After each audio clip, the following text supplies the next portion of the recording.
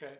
Because I want it to be true, so I I'm very likely to find it to be true. But okay, well, who wants to share what they did with us? I can go. Okay, good. All right. So let me share my screen and my audio. So I didn't use any of the things that we talked about, mainly because I very much wanted to have a voice read with an Irish accent because we're doing Great. Irish people in Illinois, and that's apparently an accent that's not used very much in Texas speech. So I just found this website, Narrakeet, that did a pretty good job of that.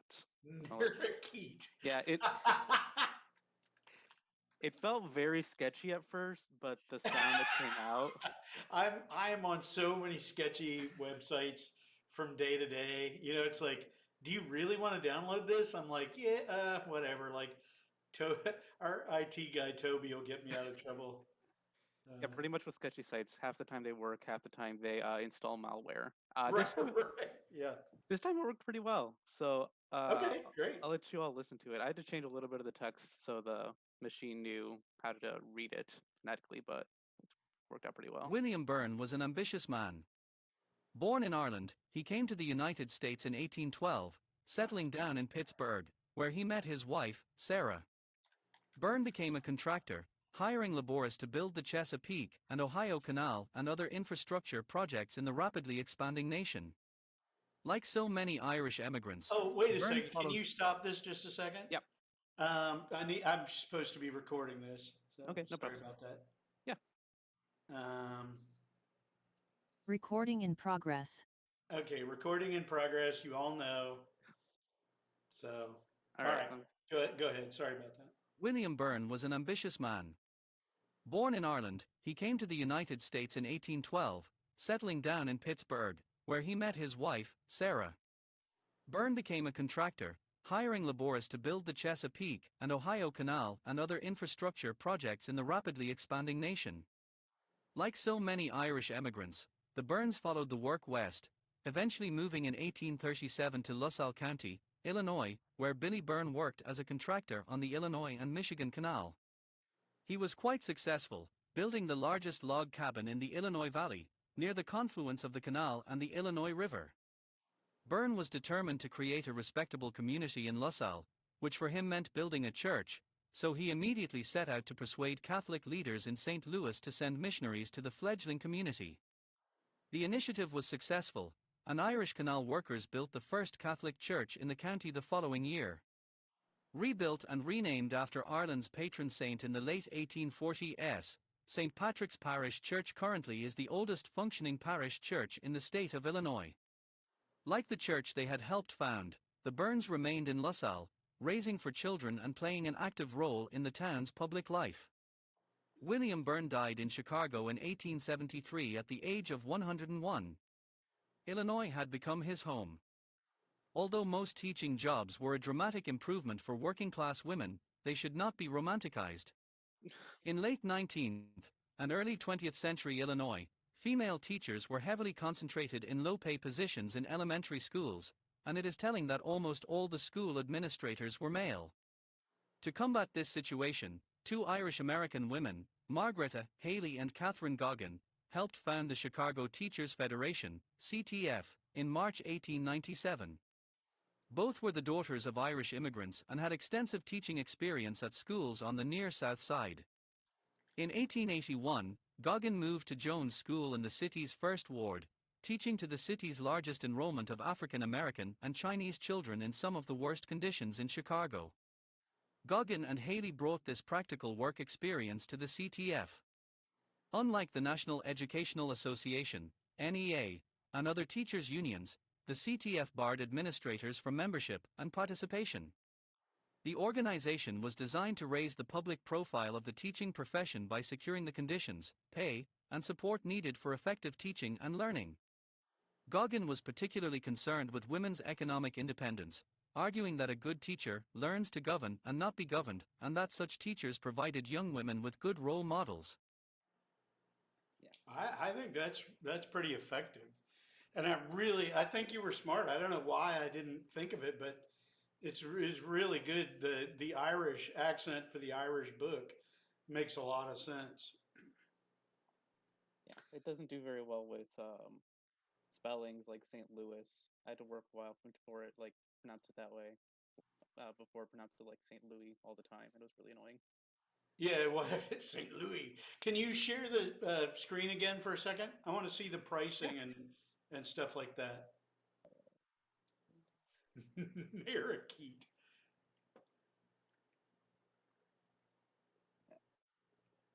Yeah, so roll up and click on the pricing, if you would, and let's look at the tools as well.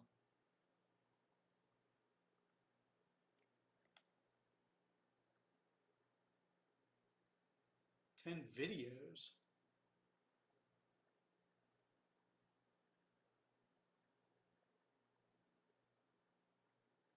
It says 5 kilobytes of narration. Huh. So 2 megabytes of narration. I wonder, yeah, what's 2 megabytes? I wonder. Not sure. Usage, 30 minutes. So $500 for 10,000 minutes. And Amy said the book is 10,000 minutes is that 160 hours? Somebody better at math than me. It's like 166 hours, right? So, yeah, for $500, I mean, that's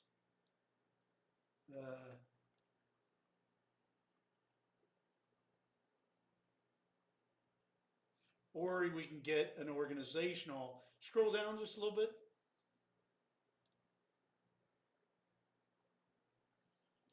Flat price based on the number of users.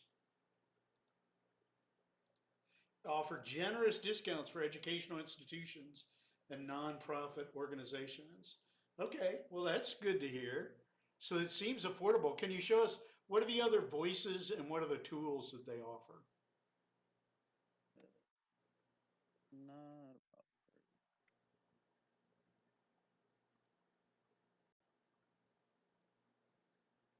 voices like are a lot of like really diverse accents in English especially, but they also have other languages. So Indian, South African, Nigerian, Filipino to English. Mm-hmm. Okay.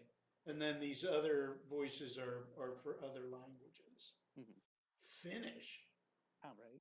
Finnish is apparently a really hard language to learn, I gather. They even I've have just Irish like the language and not just the accent. But I thought the Irish voice was pretty good. Yeah, it was pretty good. Did they have like a female Irish voice as well? I didn't check that, but Okay. probably. The episodes that they have.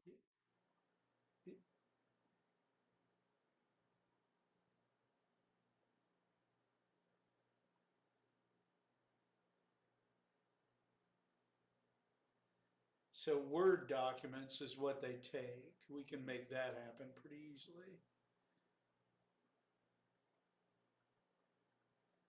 Audio dialogue using 300 plus voices in 50 plus languages. Okay. Fantastic. Yeah. Can we look at, when they say tools, they probably just mean like audio tool, video tool, but let's look at that anyway. Okay. That's right here. It's up at the top, or Oh, okay. just see up on the left. Well, go to Narrakeet and then right, just straight right. There you go. On tools? Yeah, it's a very sketchy website. It is. It truly is. Okay, all right. So that's yeah, it's what I thought. It's not. I was just wondering about tools for like using SSML. Being able to mark it up and stuff, so we could change things. But I mean, it's got to have something like that. we can look into it further. But that was really good. That was a really good instinct to get that Irish voice. That appeals to me a lot for this project. Okay, Awesome.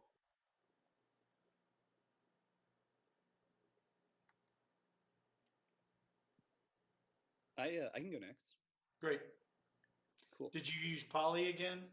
Yeah, I used Polly again. Does Polly have an Irish voice? Polly must have an Irish voice. It's named Polly, for Christ's sake. It You does know, not, I didn't unfortunately. see one. It looks like I don't know. I don't know if there's a paid version of this actually, but Yeah, there is. Yeah, it's Okay. but I mean, like the free version gives you. I mean, it's really really cheap. yeah.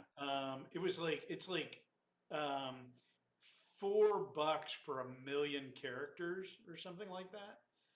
So like, uh, um, yeah. So like this whole book would cost us like $4 to do.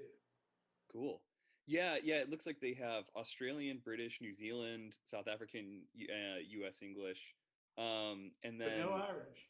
yeah, You think? locked behind a pay tier there is Welsh, but no Irish that I'm seeing. Welsh. That's so weird. Why would they have Welsh but not Irish? What God is? only I knows. mean, there's really something going on with the Irish. Like people really don't like the Irish.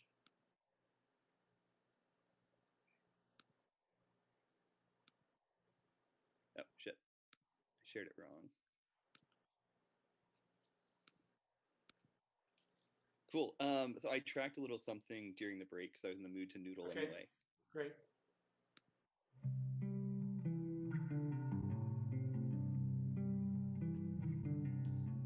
See, with Bryce, you get the production value. William Byrne was an ambitious man. Born in Ireland, he came to the United States in 1812, settling down in Pittsburgh, where he met his wife, Sarah. Byrne became a contractor, hiring laborers to build the Chesapeake and Ohio Canal and other infrastructure projects in the rapidly expanding nation. Like so many Irish emigrants, the Byrnes followed the work west, eventually moving in 1837 to LaSalle County, Illinois, where Billy Byrne worked as a contractor on the Illinois and Michigan Canal. He was quite successful, building the largest log cabin in the Illinois Valley, near the confluence of the canal and the Illinois River. Byrne was determined to create a respectable community in LaSalle, which for him meant building a church, so he immediately set out to persuade Catholic leaders in St. Louis to send missionaries to the fledgling community. The initiative was successful, and Irish canal workers built the first Catholic church in the county the following year. Rebuilt and renamed after Ireland's patron saint in the late 1840s, St. Patrick's Parish Church currently is the oldest functioning parish church in the state of Illinois. Like the church they had helped found, the Byrnes remained in LaSalle, raising 4 children and playing an active role in the town's public life. William Byrne died in Chicago in 1873 at the age of 101. Illinois had become his home.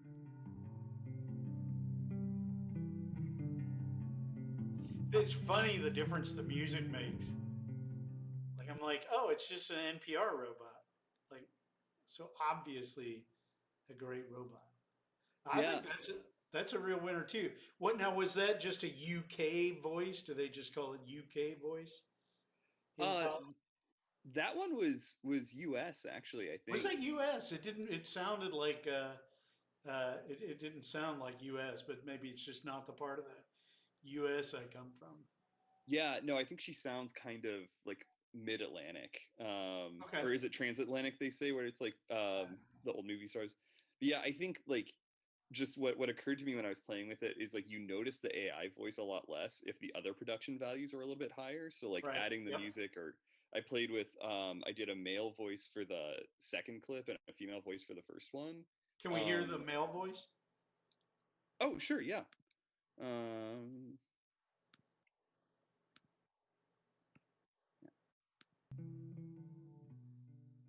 Although most teaching jobs were a dramatic improvement for working-class women, they should not be romanticized.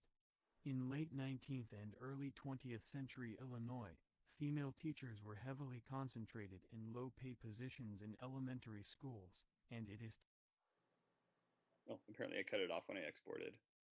Okay.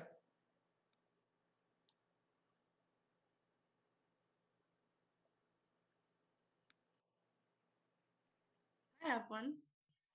Great.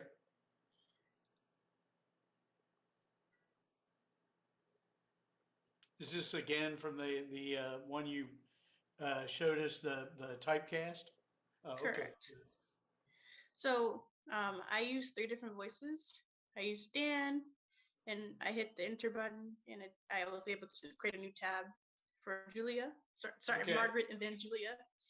Dan had a hard time pronouncing Illinois and St. Louis, but Julia didn't. That could be a problem for this book, actually. It can. It's a lot of Illinois in there. But Julia said it quite fine. I haven't figured out exactly how to change the pronunciation, but you can. I just personally haven't figured it out. Yeah, yeah. I tried to spell it differently for him down here, Illinois, and it came closer, but he's having his own issues. Well, Dan's an idiot. Let's just face it. So I downloaded it so you can listen to it without like the Okay. background music of the app itself. William Byrne was an ambitious man. Born in Ireland, he came to the United States in 1812, settling down in Pittsburgh, where he met his wife, Sarah.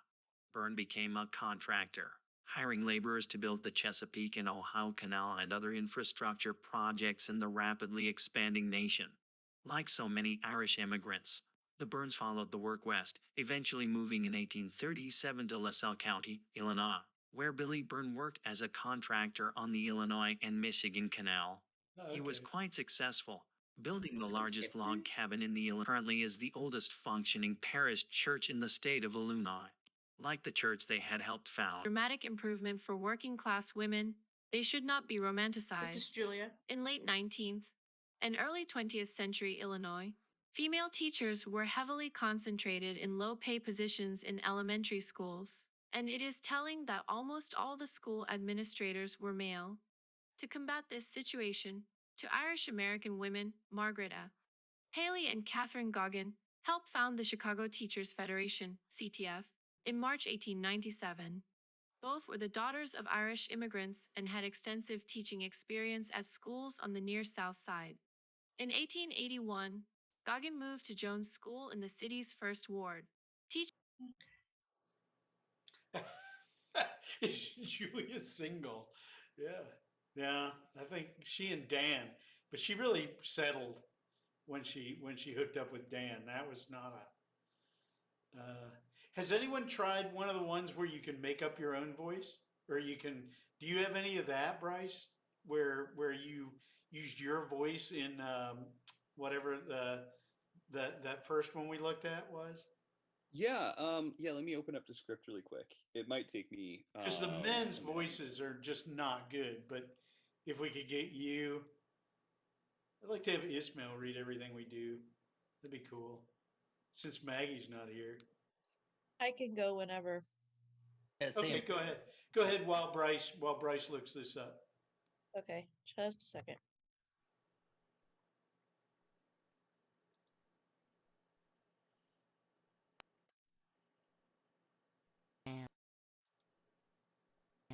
Born in Ireland, he came to the United States in 1812, settling down in Pittsburgh, where he met his wife, Sarah. Byrne became a contractor, hiring laborers to build the Chesapeake and Ohio Canal and other infrastructure projects in the rapidly expanding nation. Like so many Irish immigrants, the Byrnes followed the work west, eventually moving in 1837 to LaSalle County, Illinois, where Billy Byrne worked as a contractor on the Illinois and Michigan Canal. He was quite successful, building the largest log cabin in the Illinois Valley, near the confluence of the canal and the Illinois River. Byrne was determined to create a respectable community in LaSalle, which for him meant building a church, so he immediately set out to persuade Catholic leaders in St. Louis to send missionaries to the fledgling community. The initiative was successful, and Irish canal workers built the first Catholic church in the county the following year. Rebuilt and renamed after Ireland's patron saint in the late 1840s, St. Patrick's Parish Church currently is the oldest functioning parish church in the state of Illinois. Like the church they had helped found,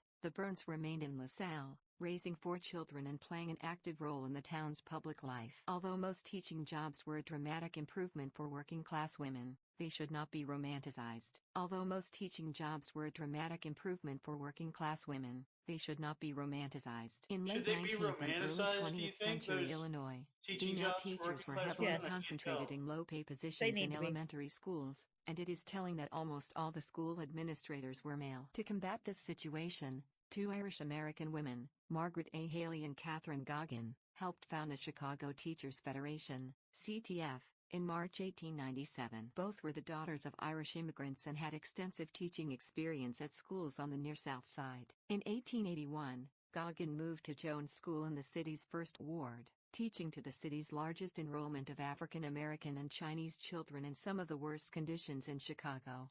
Goggin and Haley brought this practical work experience to the CTF. Unlike the National Educational Association, NEA, and other teachers' unions, the CTF barred administrators from membership and participation. The organization was designed to raise the public profile of the teaching profession by securing the conditions, pay, and support needed for effective teaching and learning. Okay. And you managed to piece that together just by doing, what did it do? Did it do like 100 words or something? It did 200 at a time, but it was really easy. You just download it. I copy and pasted, kept track of it like by bolding it in the document that I was doing, put it in, downloaded, named it, was able to put it into iTunes in that amount of Well, time. I like that you were able to sort of get an assembly line going. Bryce, are you ready to go? Yeah, good. Yeah, cool. So Descript is kind of a memory hog, so let me know if it starts to freeze up. Hopefully it'll hang in there.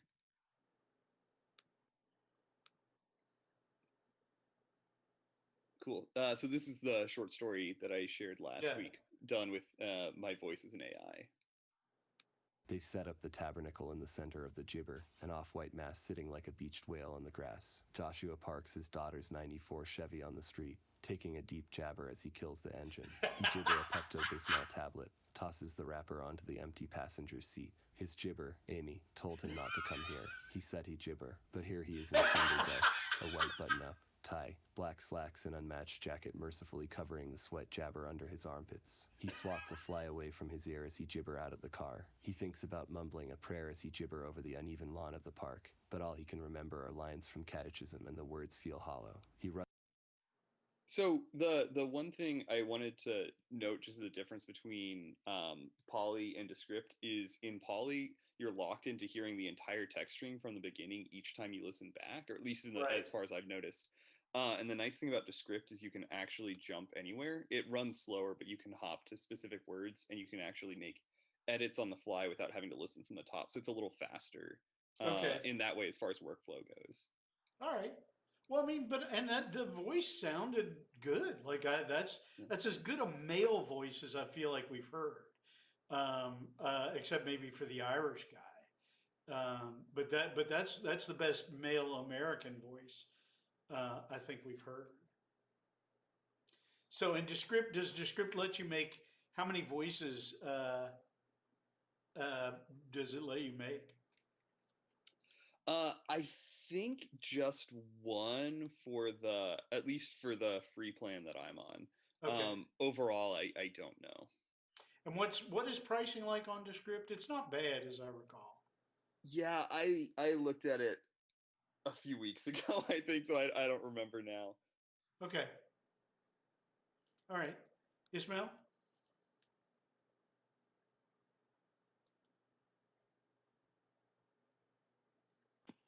All right, so should we do the American voice? I tried to find the Irish one, but it looked weird. We can listen to it afterwards if you want. Okay, sure.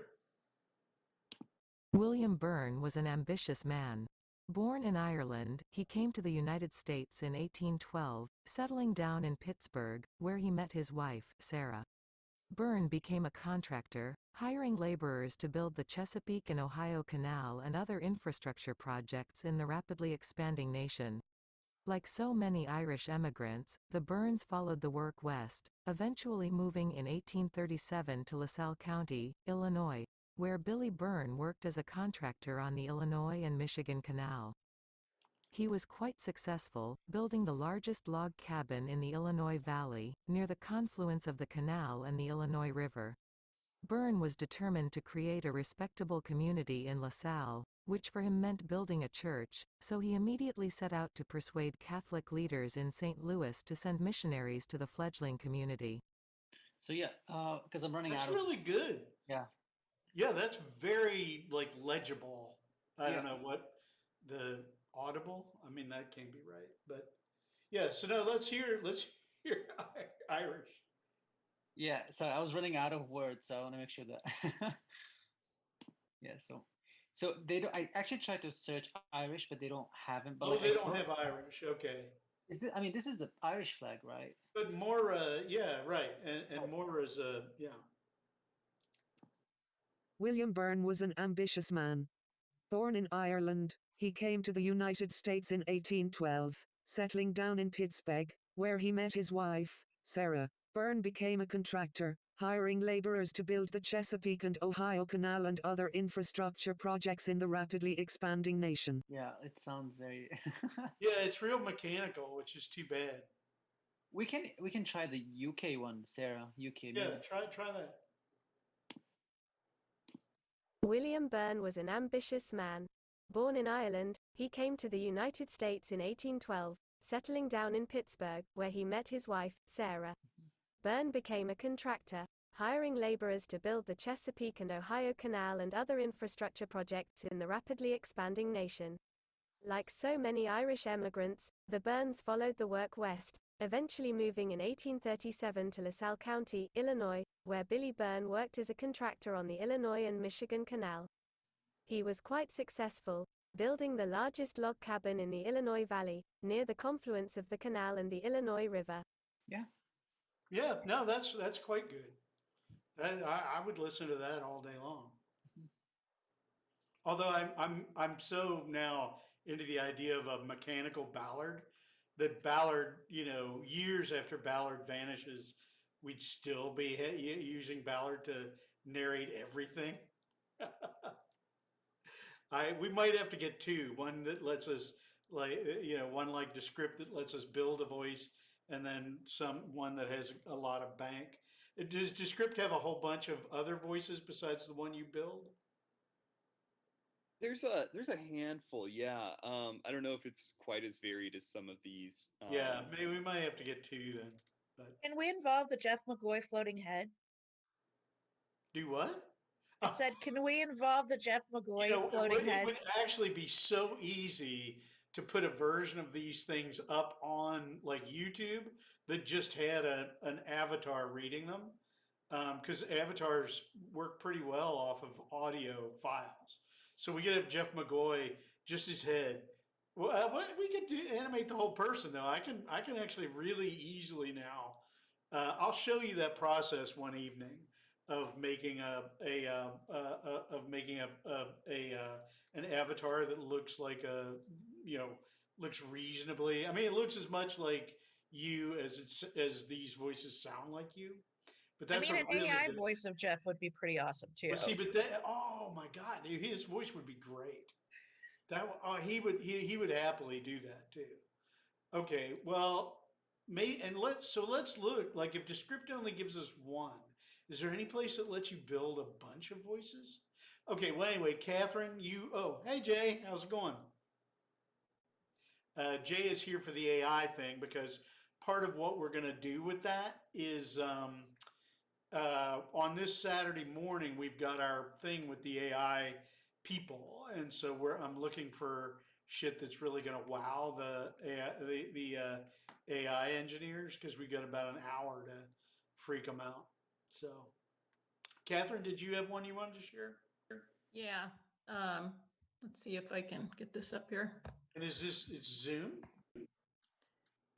Pardon? Oh no, I just okay. I'm still getting used to this Dell touchpad. Okay, let's see. I did it in chunks because of the restrictions on free. Sure, Let me see. Like so many Irish emigrants, the Byrnes followed the work west, eventually moving in 1837 to LaSalle County, Illinois, where Billy Byrne worked as a contractor on the Illinois and Michigan Canal. He was quite successful, building the largest log cabin in the Illinois Valley, near the confluence of the canal and the Illinois River.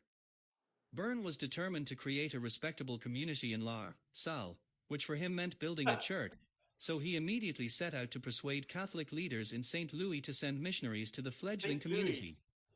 The initiative was successful, and Irish canal workers built the first Catholic church in the county the following year. Rebuilt and renamed after Ireland's patron saint in the late 1840s, St. Patrick's Parish Church currently is the oldest functioning parish church in the state of Illinois. Like the church they had helped found, the Byrnes remained in La Salle, raising for children and playing an active role in the town's public life. William Byrne died in Chicago in 1873 at the age of 101. Illinois had become his home. The intonation on that one is really nice. Not bad. Yeah, I found out how to start correcting pronunciations, but I was just too slow. But it Sure, seems well, like yeah, it's yeah. not Well, that you had hard. 20 minutes, Catherine. I mean, Yeah. oh, is that the same voice? I have one English, and then I have more with the same. Yeah, 'Cause they just have, but Kevin, that's the same voice that Narrakeep was using? Yeah. See, they're I all. don't think it was. I think they're different because I feel like Kevin's had a more intense Irish accent. Was it just me? I think it was the same voice because I had the same problems initially when I copy and pasted it with pronunciation, and I just had to fix the text around. Well, and see, that makes sense because I bet you a lot of these are just front ends for accessing like the Amazon Poly voices or whatever other big sources there are. You know, because that's how you would make your money, right? You hook it up, you build a front end. I mean, we could do this in a couple of days, right? Which is not a bad idea, actually. If we get Ballard, oh, that would be so great to just like sell Ballard as a narrator.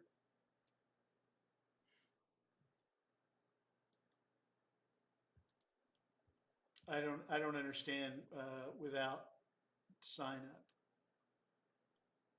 Let's see. Wait. Should No, I I was try to just go- saying Jody isn't making any sense. She's been drinking again. I mean, yeah, but no, I mean, without actual sign up, probably everything we're going to sample for you today, based on what you said, will probably sound pretty similar. See, that made perfect sense. Yeah, you've that was convincing. I'm glad they're teaching you argumentative technique in the history department. You're welcome. Raspberries. Okay, we're gonna hear more, Catherine. Yeah, I could play. Should I play Connor some more, or do you want to hear Jenny? Let's hear Jenny. Jenny's not Irish, though. That's all right. Actually, I could maybe, let's see if I can edit. I don't know if I can do it. Oh, I could try to make it the female Irish voice if I can just make this thing work. Hold on. No, I don't think I can. Here, let's do more of Connor, I guess. William Byrne was an ambitious man. Born in Ireland, he came to the United States in 1812. Wait, did I just do that one? Here. Like so many Irish emigrants, the Byrnes followed the work west, eventually moving in 1837 to La Salle County, Illinois, where Billy Byrne worked as a contractor on the Illinois and Michigan Canal. He was quite successful, building the largest log cabin in the Illinois Valley, near the confluence of the canal and the Illinois River. Byrne was determined to create a respectable community in La Salle, which for him meant building a church. Okay. So Yeah, he so we've immediately heard set out to this. persuade Catholic leaders in St. Louis to send missionaries. Let's see. Should I try Like so Jenny? many Irish immigrants, the Byrnes followed the work west, eventually moving in 1837 to La Salle County, Illinois, where Billy Byrne worked as a contractor on the Illinois and Michigan Canal. That's really He was quite good. quite successful, building the largest log cabin in the Illinois Valley, near the confluence of the canal and the Illinois River. Byrne was determined to create a respectable community in La Salle, which for him meant building a church, so he immediately set out to persuade Catholic leaders in St. Louis to send missionaries to the fledgling community. The initiative was successful, and Irish canal workers built the first Catholic church in the county the following year. Rebuilt and renamed after Ireland's patron saint in the late 1840s, St. Patrick's Parish Church currently Okay, is the that's oldest great. functioning parish Can church. you click upgrade up toward the top of the page so we can see what the prices are?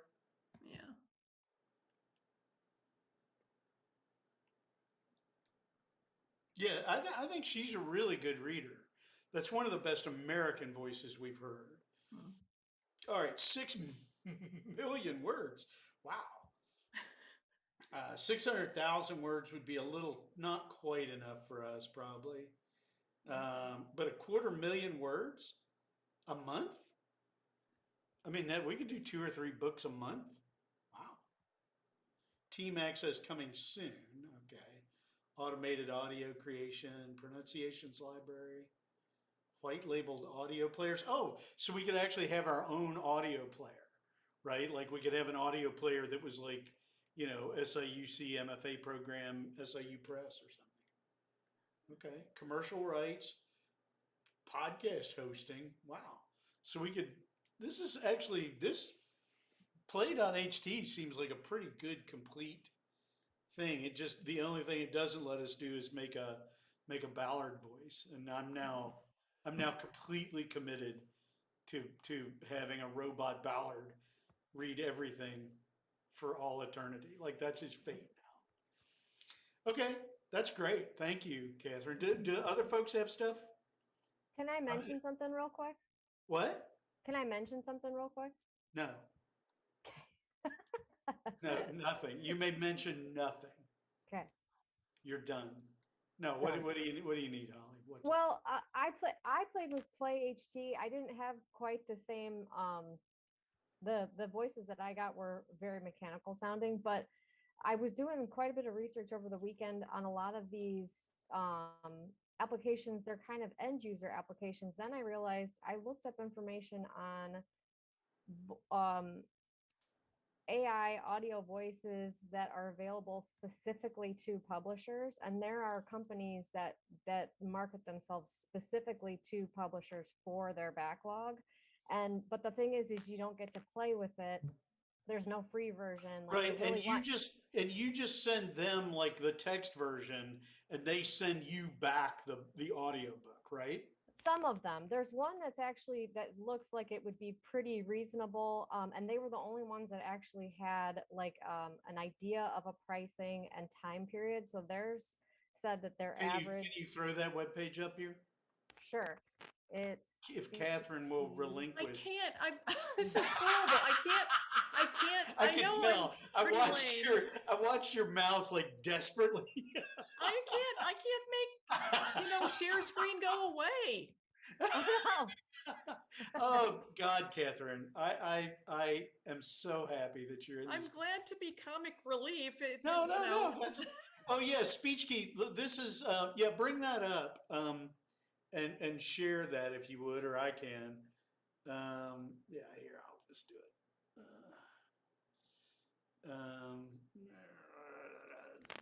They were the only ones that said like that there was an approximate pricing of an average of $500, 12 hours per book. But all the other companies want you to talk to a sales rep and give you their spiel. There's another one called Deep Zen that might be all right, but the speech key holds no rights to the book, but Deep Zen helps with distribution. So it depends on if they want. They're not going to want any help with distribution, because that's one of the things they do. Speechkey.org. Well, did you request a demo? No. Well, let's request a demo. Okay. I mean, maybe I won't do it now, just because we got Jay here and he's impatient. He wants to get on to the AI stuff. Okay, well, let's do the AI stuff, and then we can come back to this at the end of class. Does anybody have anything urgent? Salam, do you have voices that that we have to hear this moment? I have a voice of an old British man, and it's okay. It's nothing special, So, I mean, we could, but yeah, we can. Okay, well, we'll come back to it. Okay, your old British man who's nothing special.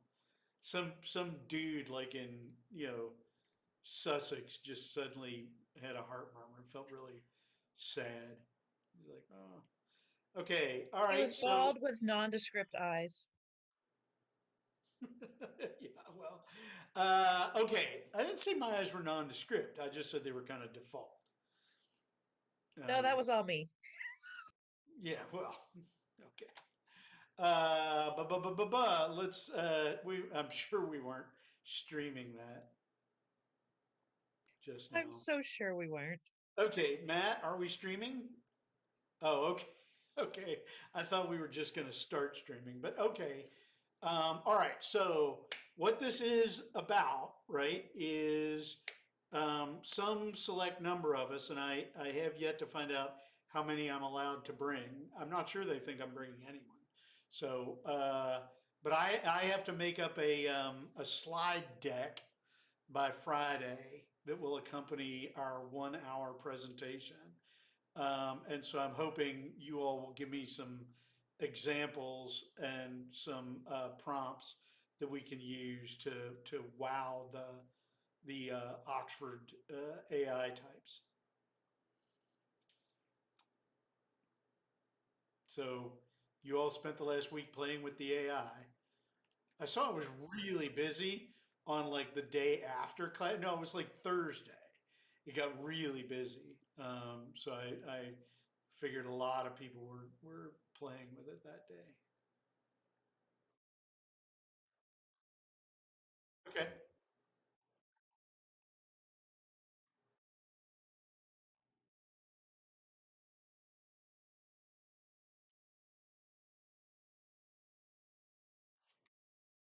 Oh, okay, great.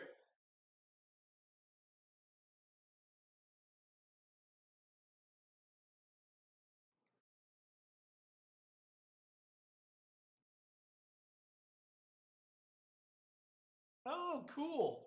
Okay, great.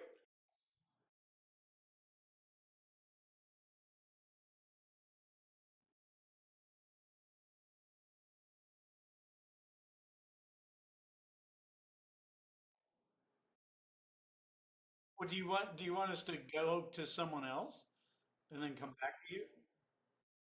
Because this sounds great. Like this sounds like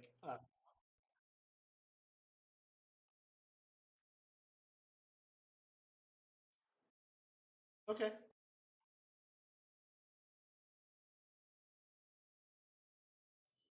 Yeah, I told you. Let's make a night cafe. Let's make an account for the lab, and I'll just throw a bunch of credits into it.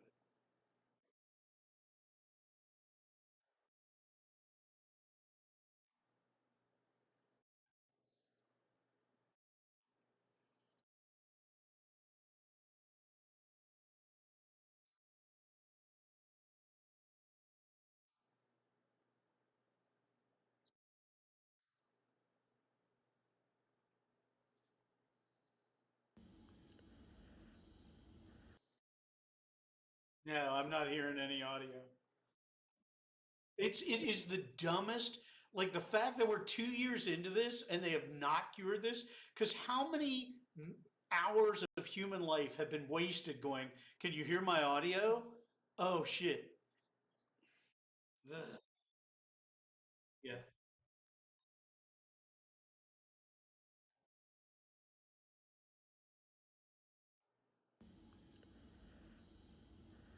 I'm a dejected owl. I can't see the video though.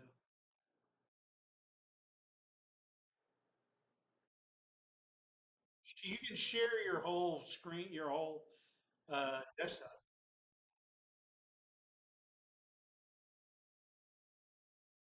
Yeah, yeah. VLC is great, but it's also very quirky.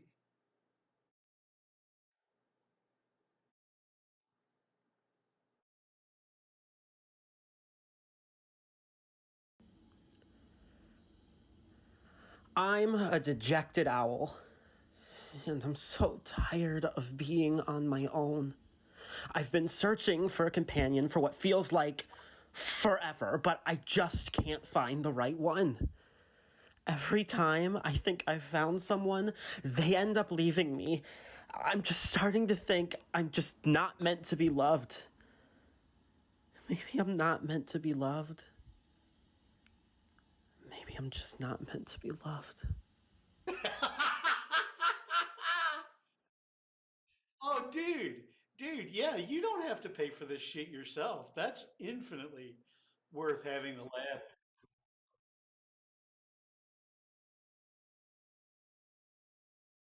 Uh-huh. Yeah, right. No, let's yeah, yeah.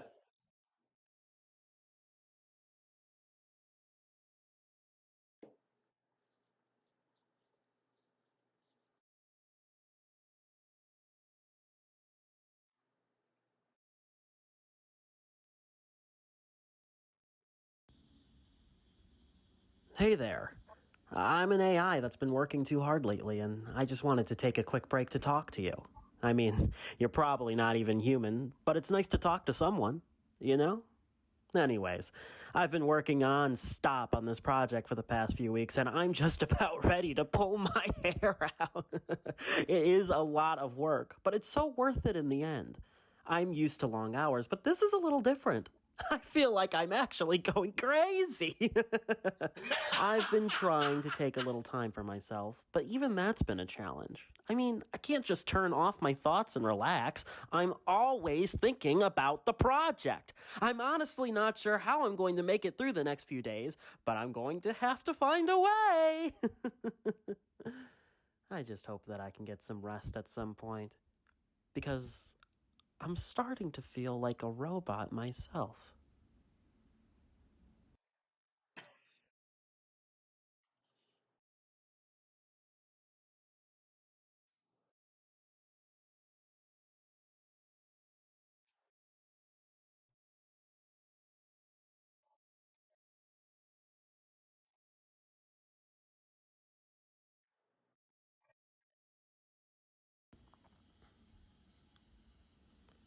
I was in the elevator the other day, and this guy gets in, and he's got this really intense look on his face, like he's got a lot on his mind, and he starts talking to me. He's like, you know, sometimes I feel like I'm just a leaf, blowing in the wind, buffeted this way and that by the fates, never really knowing where I'm going. And then sometimes I feel like I'm the wind, shaping the world around me, carrying the leaves with me on my journey. Which am I? Which am I? I don't know. I don't know. But it's interesting to think about. It's interesting to think about how we all spend our lives trying to figure out who we are, what we're meant to do. We read books, we take classes, we try to find out what makes us happy, but in the end, it's all a mystery. We can never really know for sure. But that's okay. Even if we don't know who we are, we can still enjoy the journey. We can still enjoy the mystery.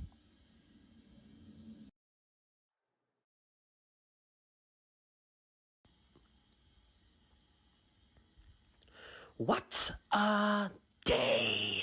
Just when I thought it couldn't get any worse, it did. The bloody has-beens upstairs starts hammering on the ceiling with a frying pan at 6 in the morning. I told him, didn't I, that I'd report him to the landlord if he didn't stop.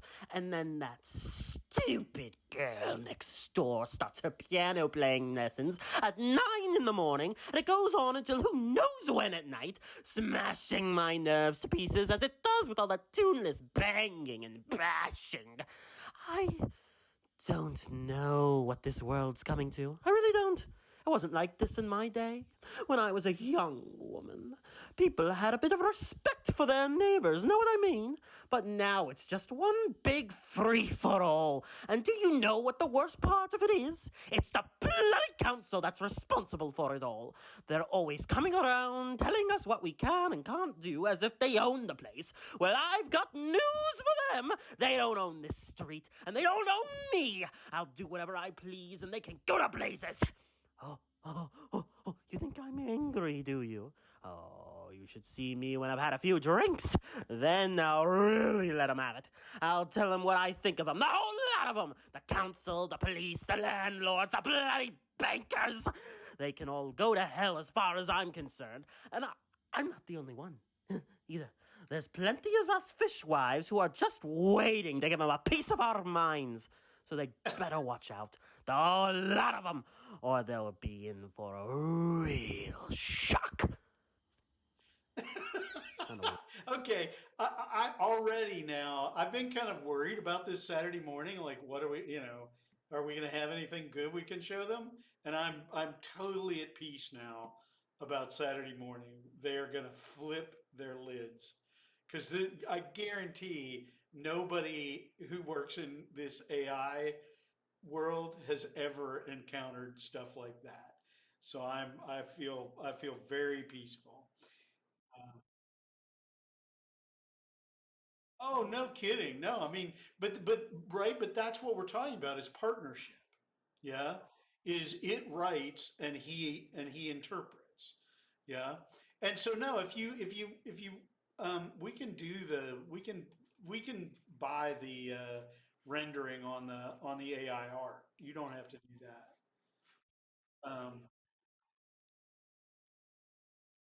Yeah, yeah, yeah. Because I'll need them. I have to send um, the presentation deck on Friday.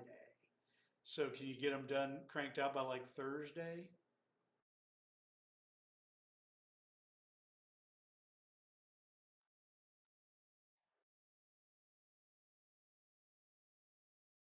Yes. Let me look at tomorrow. I have office hours starting at 1, and they run pretty much all the way through to 4. So yeah, no, I'm saying I'm booked tomorrow. So let's just go back and forth after class, and we'll figure out a time. Let's just get on a Zoom call, and we'll get the account set up and get credits in it and shit like that. Okay, good. Yeah, because that's so worth spending the money to have that combination of AI images and if you'll be prepared to describe your your working method, right? Like how you made this all happen. Because that's great. That's as good as I've encountered, and the images and the voice together are really neat.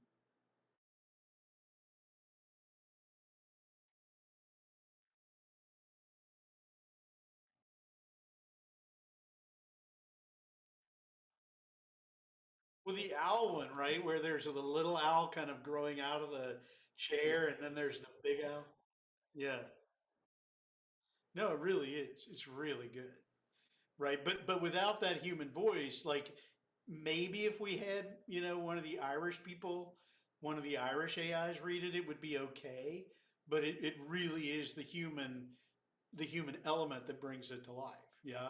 And so that's an ideal statement of collaboration between AI and people. Like that's great. That's really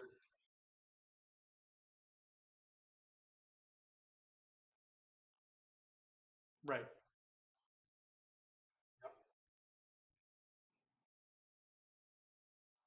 No, I really want to see how that account does, and just on a regular basis, you know what I mean? Just pop them out. That's great. Thank you. Okay,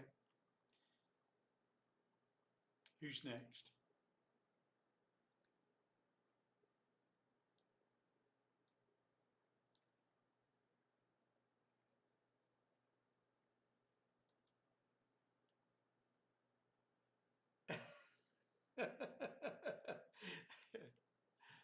So you really got into the AI, Alexis. Oh yeah. Okay, great, good. Can you share some stuff with us? I am going to try. Let me know if it gets um like staticky. I'm not doing video because I'm hoping that it'll work out. But yeah, I have a few. So Okay, great, good.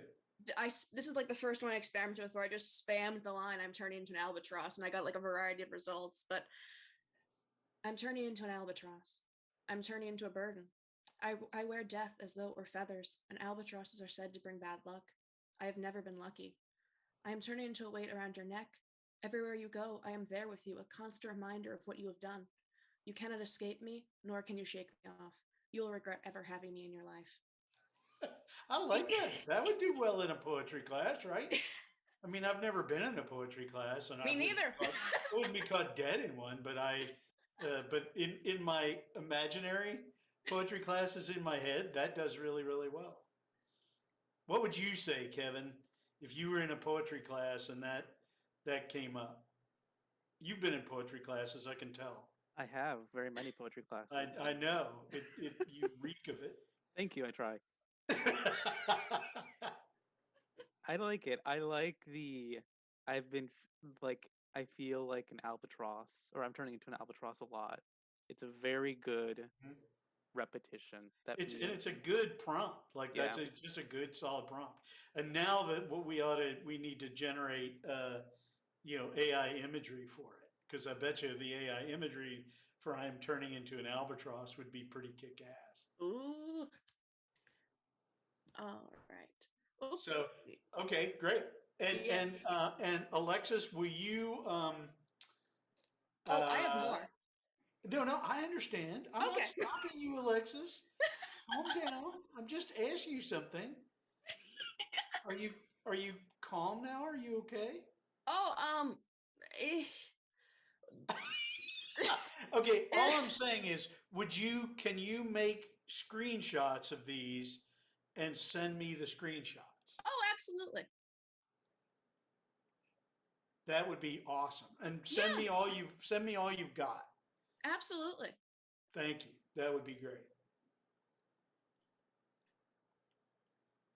Okay, so that's a good question, Catherine. Why don't you ask it? Because I don't know. I don't know that Alexis is getting the chat. Oh, I opened it now. So when you say that it makes it all bold, and then I went in and I think I hit generate again and then deleted whatever it generated, but then it kept that distinction up. Okay.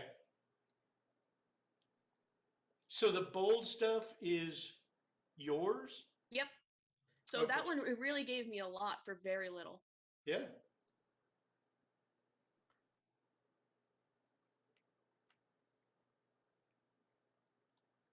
I mean, my thesis for this talk is that an undergraduate could very easily get an online bachelor's degree by using pretty much nothing but the AI, at least, for creative writing, right? Mm-hmm.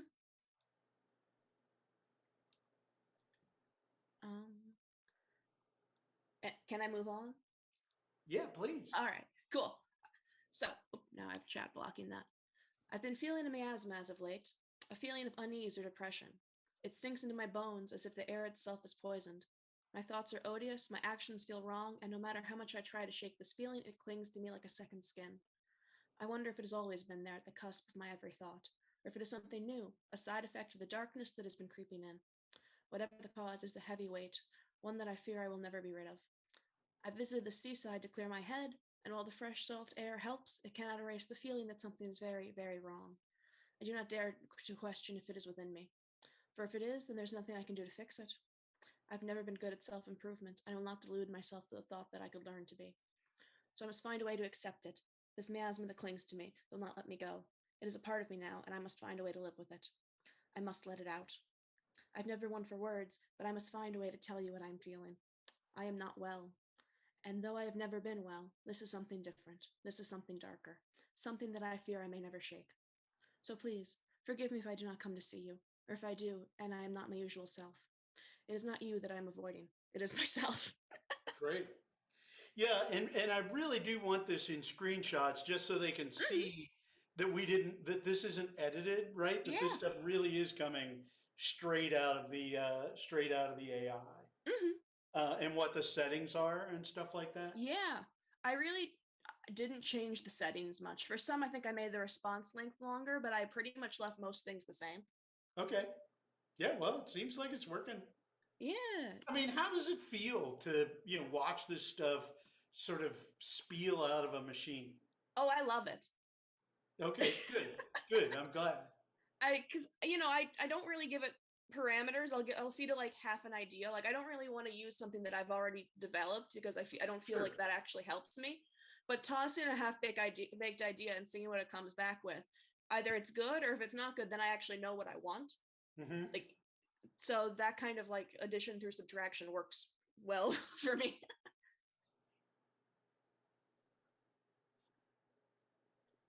Are you going to read this one to us? I'm still unsure on timing, so every time I'm like, I don't know when conversation's coming. You're All good. right. But read this one and then we'll move on, because Oh. I get the feeling we're freaking you out. Oh, I'm always freaked out. Let me just double check that I don't want this one instead. No, I'll do the other one. Oh, okay. You made a deal with that thing in the woods, the one that sometimes slept below your porch in the winter. Your mother didn't mind, as it wasn't as if you were using it in all that snow, but every year when your father caught footprints, he'd swear he'd shoot it. You made a deal for that. Yeah. You made a deal that for every day you would sleep on your porch, you would leave it a plate of food. It was a fair deal, and your family never went hungry. But then, one year the creature didn't show up on your porch. You left out the food anyways, but it was gone when you checked the next day. You went looking for it in the woods, but you couldn't find it. Years passed, and you stopped leaving food for the creature. But every year, on the anniversary of the day it stopped coming to your porch, your father would swear he'd shoot it. One day, you were out in the woods, and you found the creature. It was old and frail, and it asked you to kill it. It was in pain, and it wanted to die. You obliged, and you shot. Now, every year, on the anniversary of the day you killed the creature, your father swears he'll shoot you. Oh, wow. Gave it like nothing. Oh, wow. Okay. This Saturday thing is off the charts now. Like, not only do I not have any nervousness about it, I'm so excited for this thing. I had such a good time with this. That's great. Well, please, just send me a whole bunch of those as soon as you can. Absolutely. And I'll, and I'll get it figured out, like what's going to go in the thing. But that's super. That's really super. Well, I'm glad you enjoyed it, Alexis. That makes the whole thing worth it. That you got such a kick out of using it. But it's addictive, isn't it? Oh, 100%. Yes. I had so many ideas I ended up scrapping, but they're just saved. I have like the same idea labeled like 1 through 7. Right.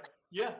No, I mean, but that's what it's for. And so, but this is the beginning of something very, very cool. Like this will get attention. I don't have, but what'd you tell me? His newsletter, Jay, has like 40,000 subscribers. Yeah. So, it's, and they will, I promise they will have never seen anything like what we're going to show them. Every year on the anniversary of the day that you shot the creature, your father says he's going to shoot you. But see, that's such a great ending. Like that's a perfect Absolutely. ending to that. And I only gave it 2 sentences? Yeah. And it was like, it's really? all it needed. Wow. Okay. And this is one of the ones that came faster as well. I didn't run this through as many as I had to run other ones, and it just got it. Okay, great. No, I mean that's a sweet structure. That's a sweet structure. Okay, who else has stuff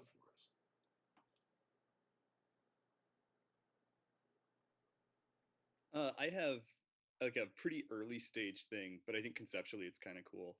Okay, great. So I'll give, there's just like a little bit of background. So my younger brother is a video game developer, and he and I had a concept for a game that's basically like an interview simulator mixed with Mortal Kombat. And so I'll show really quick. I'm building out the script as a Twine game right now. But he actually made a really quick kind of demo of what it might look like. So I'll play that really fast.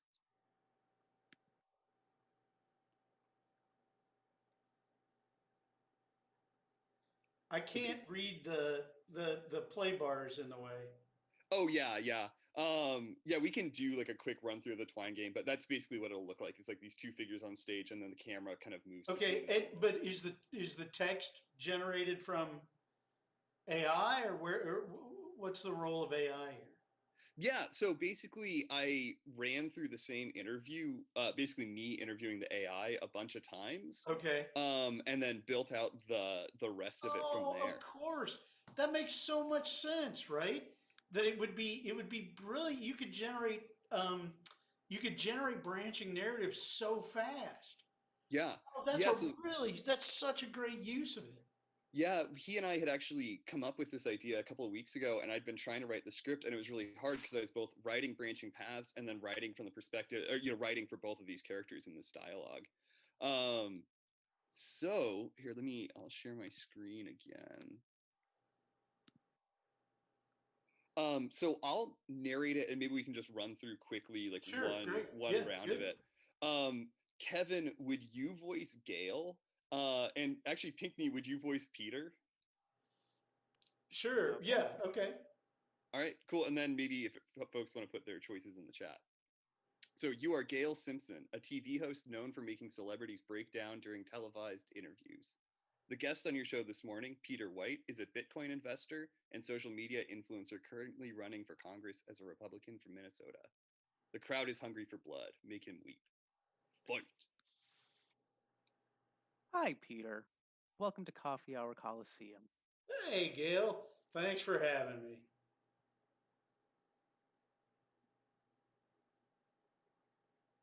All right. Okay, we're going to ask about his father. First off, Peter, we'd like to get to know you better. Tell me a little bit about your relationship with your father. Oh, well, my dad was a big influence on me. He was always very supportive, and I learned a lot from him. He passed away a few years ago, but I miss him every day. Oh, that's really sad. I'm so sorry for your loss. Thank you. It's been tough, but his memory lives on through me and my work. Relatable. And so then both characters will have health bars. So Gale loses 5 health points. Go for the Lobo or pivot to Bitcoin. Now, what if I told you that your father was not, in fact, dead, but living under an assumed identity in a small town just south of the Georgia state border? What? I'm sorry, Peter, but it's true. Your father is a wanted criminal, and authorities are currently searching for him. What? This can't be happening. My dad would never do anything illegal. Is there anything you'd like to say to him if he just happened to be watching this broadcast right now? Dad, if you're out there, please turn yourself in. This is all a mistake. You don't have to run anymore. Oh, Peter, I'm sorry to say that we're just fucking with you. Your dad is totally dead. But let's move on now. Research shows that the blockchain... Wait, is my father dead or alive? Pokemon or religious affiliation? All right, Pokemon. Peter, what is your favorite Pokemon? Gil, what the hell is this show? Articuno, Ghastly, Sandshrew. I mean, you have so many options to choose from. Let me ask again. What is your favorite Pokemon? I don't know. I like a lot of them. Peter, you're a fraud. You're a charlatan, a snake oil salesman. Do the people of Minnesota really want someone like that representing them in Congress? What do you think? I think you wouldn't know a Vulpix if it bit you in the ass. All right, Bernie Sanders or Grindset? All right. Peter, you've been quoted as saying that you'll bring your alpha grind set into the political sphere. I'd like to bring in a question from the audience here. Do you even lift, bro? Bro, you know I lift, bro! All right. We're going to do blockchain because we already talked about Pokemon. Now, if one were sexually attracted to the blockchain, like, let's say I swiped right on the blockchain on Tinder, how might I go about consummating that relationship? I'm sorry, Gail, but I really can't answer that. Because you've already had an affair with the blockchain? What? No, of course not. Oh, I'm just kidding, Peter. Learn to take a joke. The blockchain isn't real. Peter needs his temple like he's fighting off a migraine. He's weak. I'd like you to take a look under your seat, Peter. What do you see there? It's a gun. Strike me down, Peter. Strike me down, and I'll become more powerful than you could ever possibly imagine. Is this a nightmare? Am I asleep? Use your anger. Peter is frozen, looking back and forth between you and the gun. Do we abuse his coffee or continue playing Emperor?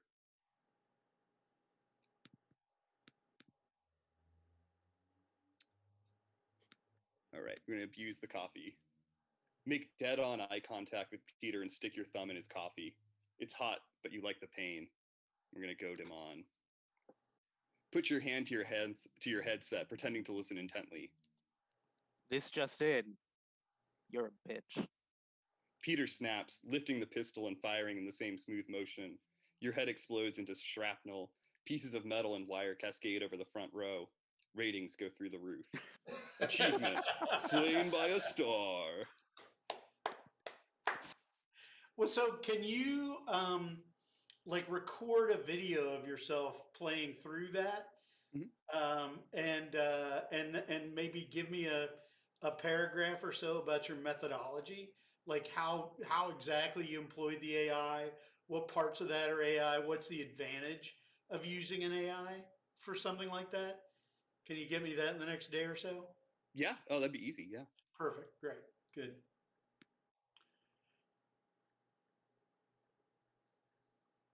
Where'd Jay go? Jay!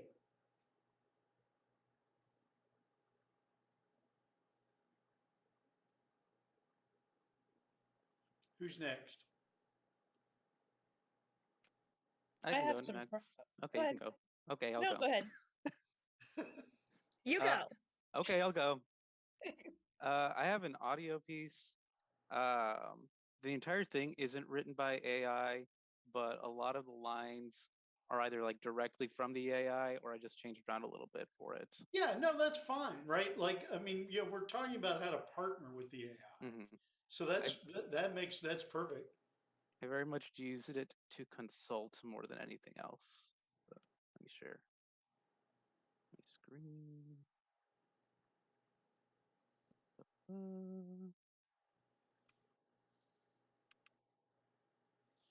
All right.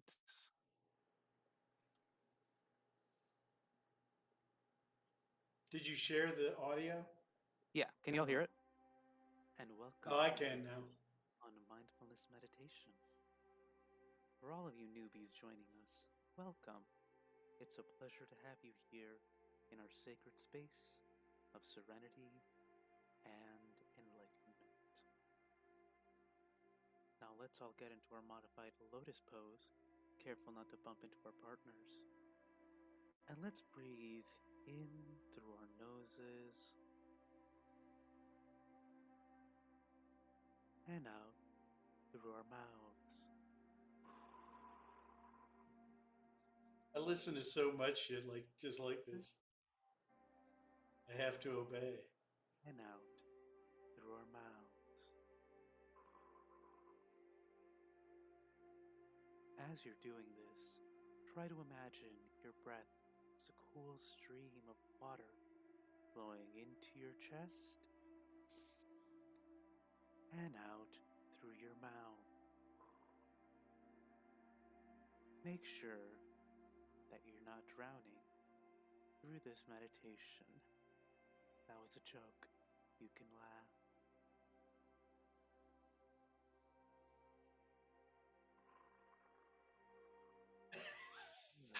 I love the breathing. Just the way your body feels at this very moment.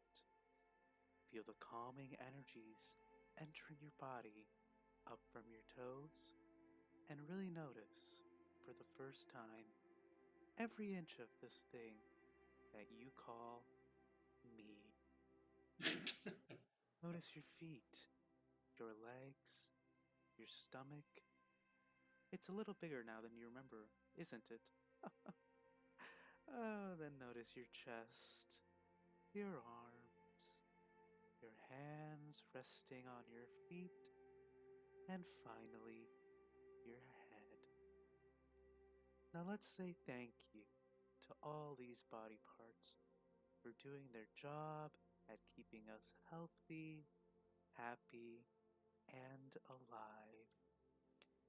Thank you, head, for letting me accept the peaceful songs of the universe.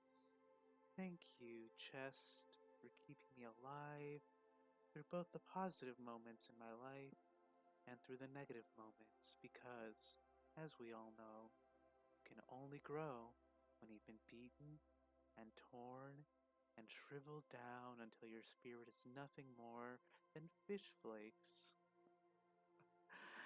Oh, thank you, arms, for letting me reach my highest potential. Thank you, hands, for letting me grasp the gift of love.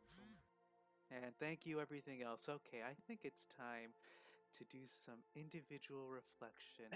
So close our eyes, keep breathing, and silently think about a moment in our lives when we felt truly at one with the universe. Okay?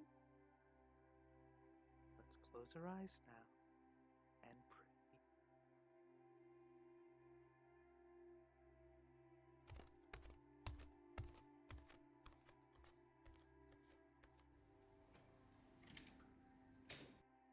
I told you not to call me at work, Gary. What the fuck do you want now? Shut the fuck up, you skeezy little twat. You're lucky I'm not over there right now ripping your dick off and throwing it in the dumpster like a baby on prom night. Let me make one thing clear, okay? We are fucking over. You tell that little hussy Janice that she'd better watch her fucking back if she doesn't want to look like gas station sashimi. You got that? I told you to be out by 5 p.m. today, and if I see anything that belongs to you, it's going in the fire pit. In the fucking fire pit. And that includes that stupid fucking face of yours. Fuck!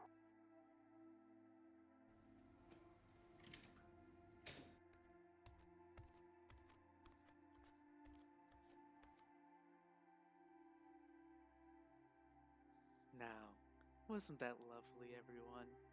I really feel like I've had a moment to find my inner self. Let's make sure to practice this exercise every day, somewhere calm, quiet, and serene. Like in bed, under the shower head, or even outside by the fire. Now, wouldn't that be something? Okay, let's finish this session by practicing our mantras of thankfulness, love, and kindness, okay? And all you newbies, just follow along until you get the hang, okay? Okay. Om Mula Pajanisiza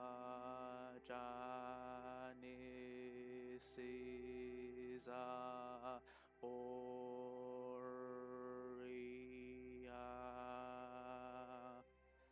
Janisiza Oria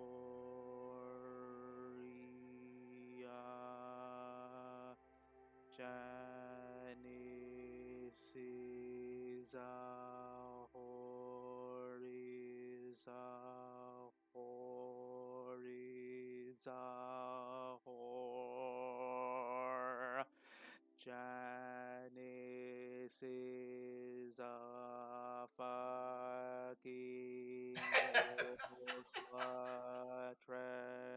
treacherous snake.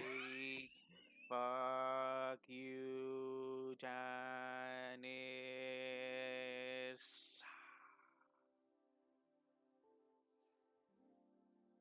Now, wasn't that just wonderful? Okay, everyone. Great class for today. Remember to practice your breathing for next class. And please make sure that you're all bathed. Okay? Good night, everyone. And thank you for joining me today in finding true self through mindfulness and meditation.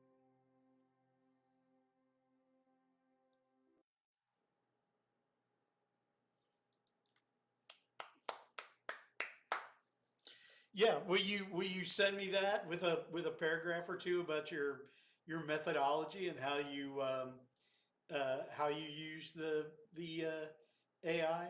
Yeah, I can do that. That'd be great. I'd really appreciate it.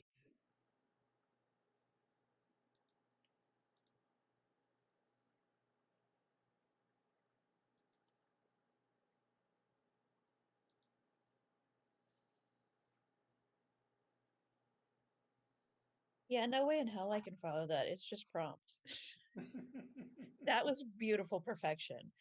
But I have some funny prompts if you want to hear them. But that's Yeah, absolutely. okay.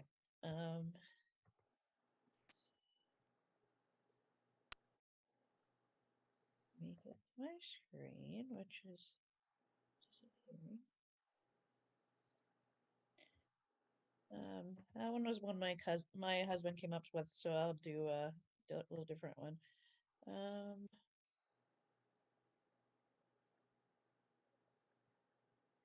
Write a country song about roosters in the style of Eminem. I'm the rooster of the farm, I cock-a-doodle-doo when the sun comes up. I'm a proud and noble bird, I'm not afraid of no one. I'm the rooster of the farm, I'm the king of the coop, I'm the one that everybody knows, I'm the rooster of the farm. I crow at the break of dawn, I'm the first one to see the light, I'm the rooster of the farm, I'm the head of the flock. I'm the rooster of the farm, I'm the one that everybody loves, I'm the rooster of the farm, I'm the king of the coop. Okay, good.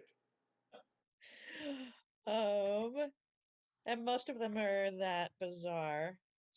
Let's try Love at the Taqueria. It was Write a Love Song to Tacos. There's no need for words with tacos around. We'll always have a blast. Just give me one of those and I'll be in love forever. Tacos, tacos, tacos. I love you with all my heart and I'll never let you go. Tacos, tacos, tacos. I'll love you forever and ever. Okay, I buy that. Let's see. Oh, Possum Like It's Hot. Write a hip hop song about opossums. My possum go to bed early. I possum never get no sleep. I possum like to party. I possum like to drink. A possum like to smoke. A possum like to rap. A possum like to rock. A possum like to roll. A possum like to party all night. A possum like to sleep all day. A possum like to eat. A possum like to drink. A possum like to smoke. A possum like to rap. A possum like to rock. A possum like to roll. A possum like to party all night. A possum like to sleep all day. A possum like a hip hop star. What the fuck? Okay, great. And you've already heard the Benedict bromance. So write a poem about fruit vampires. Blood-sucking fiends with an appetite for fruit. They'll drain you of your juice and leave you feeling blue. These vampires of the vine can't get enough of the sweet stuff. They'll suck you dry and leave you high and dry. So stay away from their lair or you'll be their next victim. And let's see. Most of these I don't remember, so I just tried to name them as aproposly as I could. Write a fairy tale about two grocery store workers. Once upon a time, two grocery store workers who were very tired of their jobs decided to run away to a faraway land. They packed their bags and left in the middle of the night. They didn't know where they were going, but they were happy just to be away from their boss and the customers. After a few weeks of traveling, they arrived in a beautiful land filled with fairies and unicorns. They were so happy to have found their new home. They decided to set up shop and sell groceries to the locals. They were very happy in their new home and spent many years living there. They never looked back on their old life and were grateful to have found such a wonderful place to live. That was Once Upon a Kroger.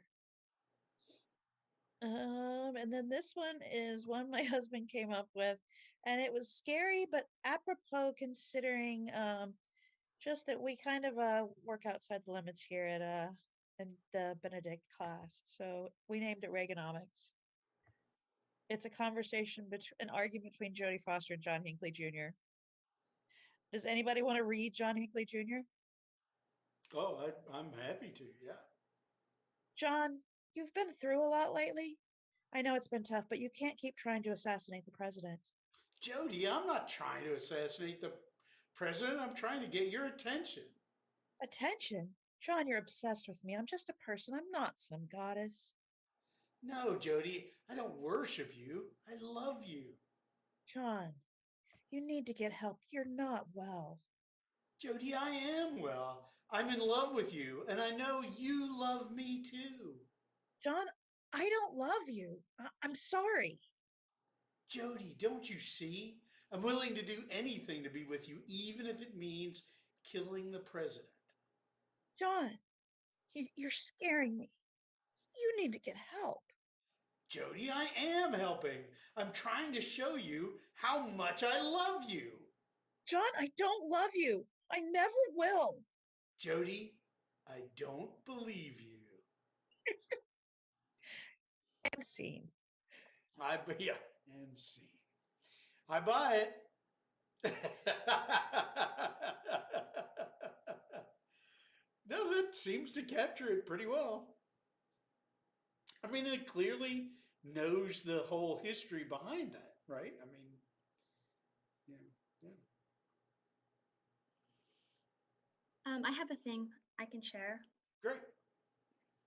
So I was interested in like finding different ways to use the AI to assist in like world building and like creating lore and characters for a world, and like possibly using it for things like DMing for Dungeons and Dragons and that kind of thing. And so I kind of collaborated with it to create a sort of fantasy scene in like a forest. So I asked it to come up with some fake names for like magical herbs, and I picked a few and made up a list of properties for them. And then I asked it. Oh, sorry, a cat just stepped on my keyboard. And then I asked it to describe for me a picturesque sort of cottage in the woods, and I took several of its suggestions and I expanded it into kind of a more coherent scene. And then I recorded it. And again, I always have lots of issues with like my computer lags when I start sharing. Oh, So that's right. You if sent it's me okay for you to, thank you. Yeah. No. Wait a second. Let me go grab it.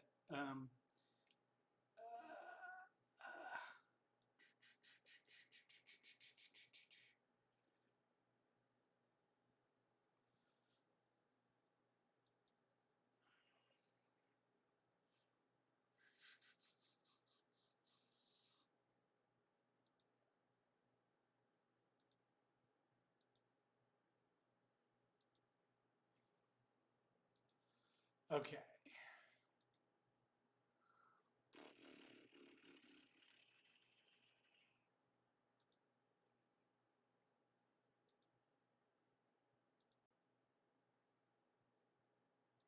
Nestled between the trees ahead and through the blinding snow, you make out a rather run-down cottage. Scrappy though it may be, lifeless it most certainly is not. You feel the warmth of a roaring fireplace radiating off of the cottage windows, and notice an unremitting line of smoke trickling out of its chimney. The ivy-ridden front door cracks open, and a cat squeezes through and disappears. As you push open the door and peer in, you stop in your tracks and soak in your surroundings. The interior is paneled with dark, warm wood, and a large stone fireplace sits against the west wall, with several fraying sofas clustered around it. A large wooden desk occupies a corner of the room, with rows upon rows of bookshelves surrounding it, and a ladder leading up to a wide loft. The walls are adorned with clusters of dried herbs, and the floors blanketed with rugs of leaves and moss. The unmistakable scent of a slowly baking loaf of bread trickles up your nostrils, and you notice a warm-lit kitchenette hiding beyond the roaring fireplace. Perhaps it's a figment of your imagination, but you thought you saw something. A creature, maybe, scuttling about out of the corners of your eyes. You step in, and the door behind you clicks shut, and you hear a series of soft thuds emerge from somewhere beneath your feet. Finally, a door several feet away from you swings open, and out emerges an old woman, hair white and braided down to her knees. She steps out and greets you with a soft smile. Go ahead and dry up near the fireplace. You must be freezing down to your bones. The bread is nearly done baking. You're hesitant. This seems a little too good to be true. A perfectly safe haven in the middle of nowhere. This feels like nothing but a recipe for your doom. Nevertheless, you can scarcely feel your own feet, and that bread smells divine. Finally, you decide your life is, indeed, worth risking for a taste of freshly baked goods, and you make your way to the fireplace. Now, be sure to keep your belongings close to your person, as I've recently acquired quite the predicament with a few busybody brownies. I'm sure you've heard of them. You shake your head. Well, they're rather adorable, I must admit, with their pointed ears and soft tufts of fur sticking out their elbows and knees, but they're quite attracted to a cluttered household, and so I find myself missing several important knickknacks throughout my days, like my treasured pincushions and my old coin collection. Oh, I can't believe my manners. Could I interest you in a drink? Tea, perhaps? Though undoubtedly scatterbrained, the woman doesn't seem hostile, and tea sounds exquisite. The water in her cauldron boils erratically, and soon she places a boiling cup of water before you. I only wish I can offer you something as simple and uncomplicated as a cup of lavender or chamomile tea, but I simply don't own any unmagical teas in my home. But don't you fret, I will go over the options carefully so that you know precisely what you're in for. You're hesitant once again, but unbelievably parched, so you nod and proceed to listen. To begin with, I have some shimmer anise. This tea is for the adventurers who find themselves rather irritable and grouchy in the early mornings. The essence of shimmer anise helps wake you with a light spring in your step and a hopeful outlook on the rest of your journey that day. Next here, you will find some prancing pollen. The entire day after consuming this tea, you will be blessed with a visit from a fairy each and every time you sneeze. Mind you, it can only be a completely natural and unprovoked sneeze, so tickling your nose with a feather won't do the trick. Then we have some faded ivy. This tea mellows your thoughts and softens your sorrows to help ease your mind into a restful sleep. And once you've fallen into your slumber, your dream that night will consist of your own personal ideal of comfort, peace, and familiarity. You'll awaken the next day feeling a gentle softening of your burdens. And lastly, we have Phantom Dead Nettle. The final brewed tea for this evening is a personal favorite of mine. Once you've drifted off to sleep, this tea will bring forth a fond memory of a long-lost friend, a loved one past, or a long-forgotten reminiscence you've tucked away and treasured secretly for years. Though your curiosity attempts to pull you towards the prancing pollen, your heart can't help but long for a visit from your lost travel companion. You ask for a cup of phantom dead nettle, then proceed to sip it leisurely. Your eyes slowly begin to betray you, and the warmth of the fireplace surrounding you starts to feel suffocating. Your teacup slips out of your weakening fingers and crashes against the wooden floor beneath you, and slowly but certainly, you start to feel yourself dwindling away.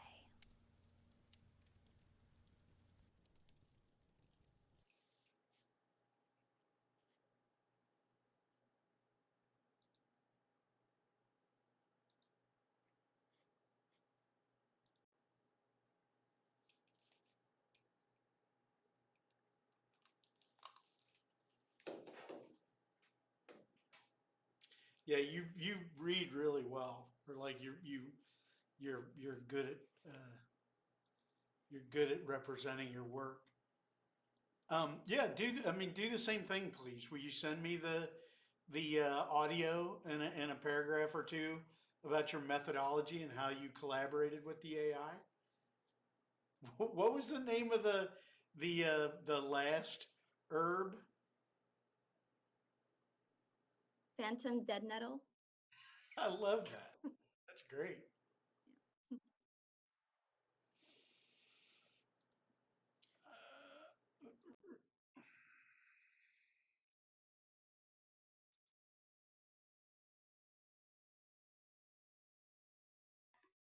So I dabbled with some stuff, Great. but I initially thought that I couldn't leave the platform from OpenAI because initially I wanted to do an audio story with Night Cafe art to go along with the audio story.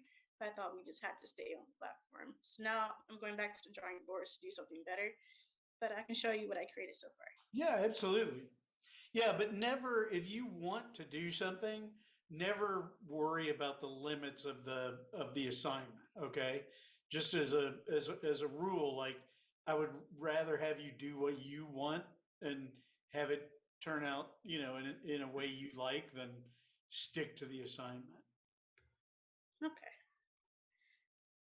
So I dabbled in a few things. I had my share of fails. For example, I started off with a horror love story, and I only prompted to say, write a few sentences in the horror genre, include African American love between three people, and it gave me this. And then I tried to do a chat with the AI, a jealous chat, but it didn't convey it to be jealous.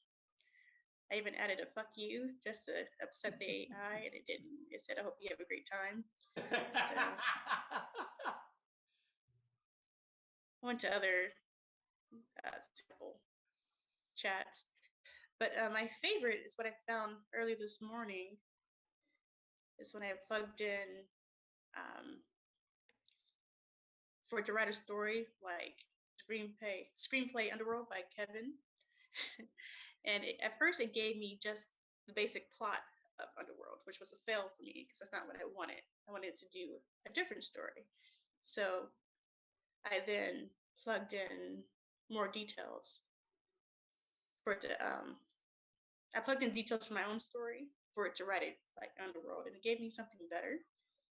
What I found that I really liked is that when I changed the word to structure, just by adding structure, it gave me like a screenplay. Oh, okay, good. That's a really good thing to know. Yep. Only issue is that it kept the same names from Underworld rather than giving me my character names. So I then plugged in my own character names. And it gave me more. Great. Yes. And recently I did another R&B song. At first I did one, but it was bland. So I prompted it to give me an R&B song like Tupac. It to include beautiful African American women, roses and chocolate. Right. It wasn't terrible.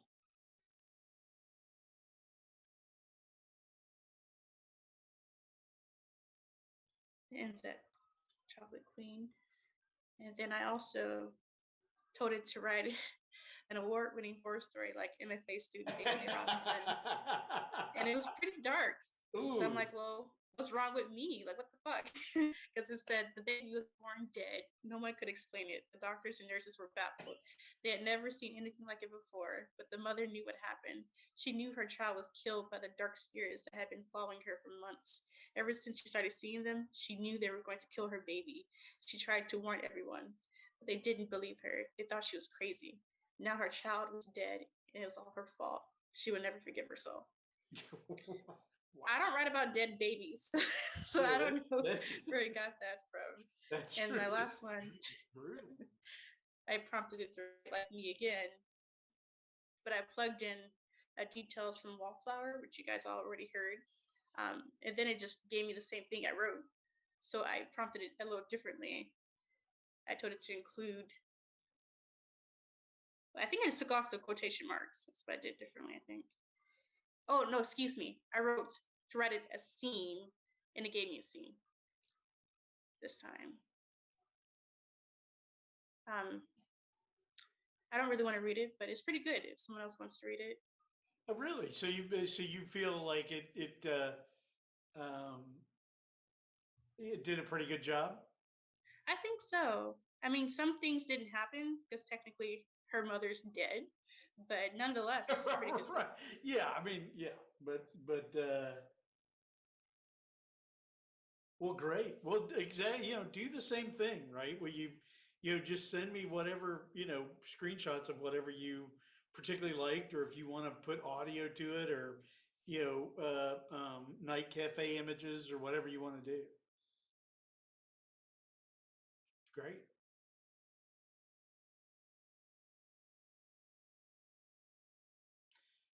Well, shall we take a little break? Come back at 8:15 and wind up with anything we haven't done, or Q&A or whatever. Yeah. Okay. Yeah. Take 5 minutes or so off. I need to go get a drink of water. I mean, a light.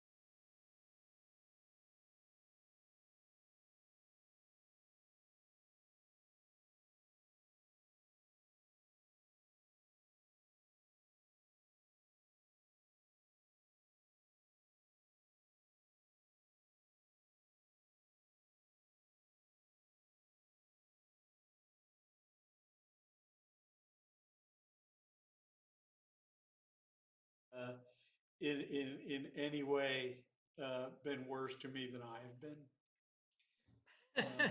Fair My enough. enemies often end up helping me, or people who conceive of themselves as my enemies. Yeah, it takes a while to realize that. Yeah, no. And I mean, and Catherine had real conviction in her voice when she was like, "Are you sure?" That was a. You're muted. Who was it that said friends come and go, but enemies accumulate? My mom used to quote that saying a lot. Well, maybe. I don't know. I mean, you get old enough and they start dying. Yeah. Which You is forget what you were. good. You forget what you were mad about. Okay. Well, first of all, thank you. I mean, please send me the stuff. Just remember, like, I'm probably going to be working on this presentation like Thursday afternoon. So whatever you can get me, like tomorrow or Thursday by lunchtime, that would really help me. But I have no more. I was worried coming into this, like, oh my God, what the hell are we going to do for an hour?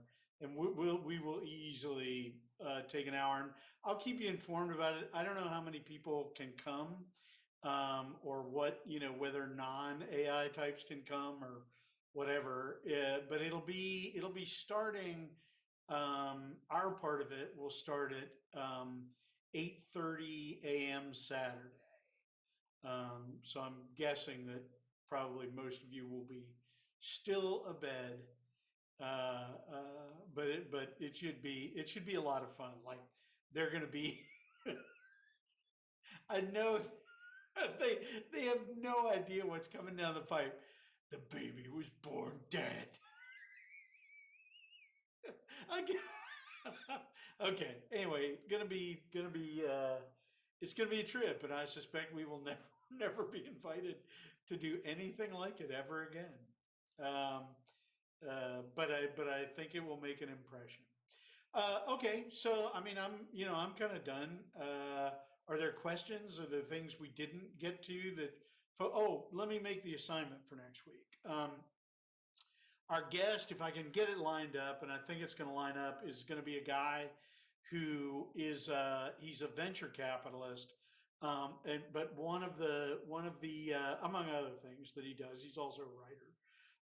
But one of the projects he's working on right now is an app for interpretation of dreams. And first of all, I think he's interested in having us serve as beta testers for it, which I suggested to him, and he seemed to think we would be good for that. But I want you to start, this week, start recording your dreams, right? And some of you may already do that. But I want you to go about it in a very particular way. I mean, I'm really looking forward to hearing your all's dreams. But what I want you to do is, I want you to try yourselves, right?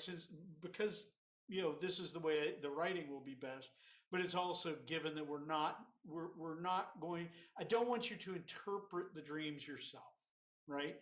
So as much as possible, try not to interpret the dream or go like, oh, I don't know who that was. Well, it was probably my grandmother, right? Or something like that. Like, if you don't know who the person is, just say you don't know who it is. Or Bryce's non-existent girlfriend. It was Julia. It was the voice. But just try to be absolutely concrete, right? Rather than say being frightened, like, what are the aspects of being frightened in a dream? Like, do you feel it? What are concrete ways to express what you're talking about? What do and what are you seeing? And one of the ways that I want you to try to do this, and I know this is very difficult, but if you live with somebody, if you have a roommate or other person in your house, have them set your alarm for some time and not tell you when your alarm is set for. And then when your alarm wakes you up, turn it off first, but then immediately just write down everything you can remember from the dream that you were probably awakened out of the middle of. right? Don't wait to write the dream down. Don't go like, oh, I'll write that down, or don't wake up in the morning and go, well, I'll write that down while I have breakfast. Because if you wait any time at all, what you will tell is a story of the dream rather than the dream itself, right? Because what our brains do, is we take unconnected things and we try to make logic out of them. We try to make a story out of them. We're brilliant at it. And so if you wait even a moment, right, before writing this stuff down or recording it or however you want to get it down, very impressionistic. Don't worry about sentences. Don't worry about anything, right? But don't wait, because if you wait even a few seconds or minute, it will have become a story in your head that will make sense in a way that the dream probably did not make sense. Okay? So I want straight ahead dream, not the story of a dream. Okay? And that's very hard for writers to do. Yeah, it's because it's against our instinct. But I want you to work against that instinct. Now, I want you to do that, and I want you to, don't just do one and then go, okay, I got a dream, life is good. Try it a few times, right? But the other thing I want you to do, and I also want you to try this a few times, and then bring the two best to class. I want you to write down a real dream, right, without any interpretation, and then I want you to make up a dream, okay? And I want you to bring both of them to class. And I want you to have them in such a form that you can present them to us without cueing us in to which is the real dream and which is the invented dream. Okay? And we're going to see if we can tell the difference. Now, don't screw up, don't play with that. Don't try to trick us, right? The point is not that you're trying to trick us. The point is you honestly don't want us to be able to choose. You don't want us to be able to tell. You want to be able to recreate a dream in such a way that it seems like a real dream to us, not like the story of a dream. Most dreams in literature are purely symbolic. Like if I'm watching a movie and a dream sequence starts, I just fast forward through it, right? Like if I read a story or a novel and somebody's dreaming, or like I'm reading it and I'm like, oh fuck, this person's dreaming, I'll just skip it, right? Because it never means anything. It's always just some kind of symbolic restatement of or like, oh, now I can just be purely symbolic instead of having to tell you real things. And they never feel like real dreams. I'm like, I've never had a fucking dream like that, right? So I want you to capture the real stuff of dreams, and then I want you to try to recreate the real stuff of dreams. Okay?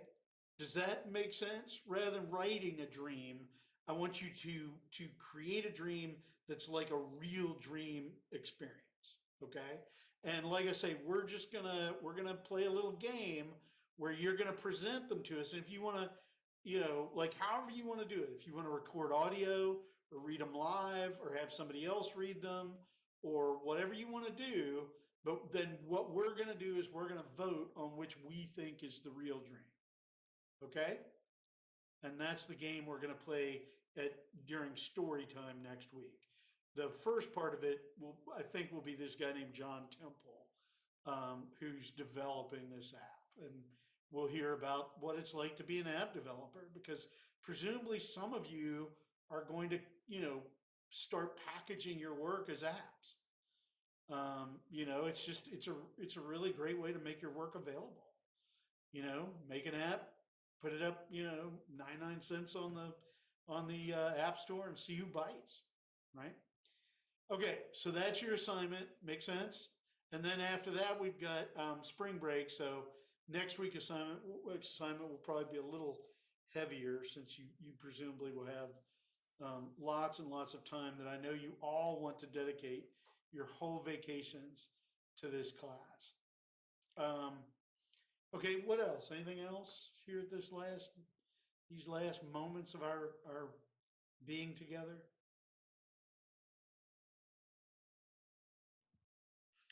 I could do one last kind of weird AI thing. Great, good, do it.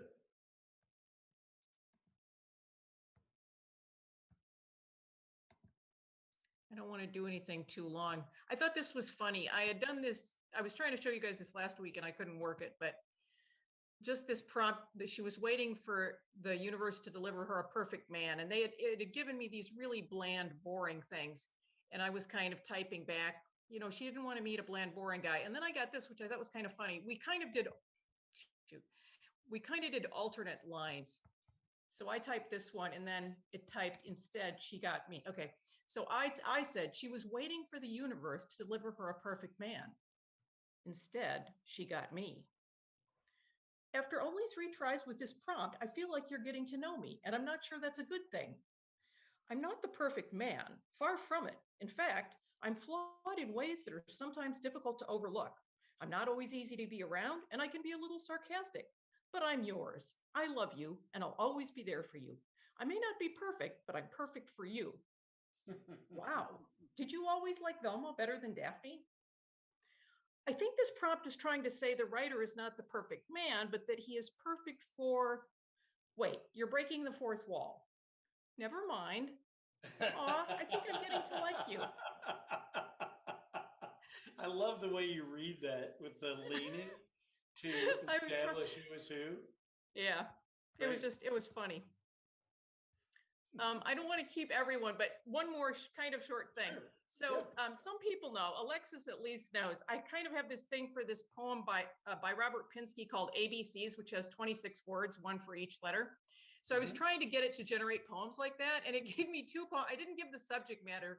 It gave me 2 totally different subject matters. I kind of edited things out. It was having trouble with the prompt, the A, B, and C. So please write a poem of 26 lines in which each line begins with successive letters of the alphabet from A through Z.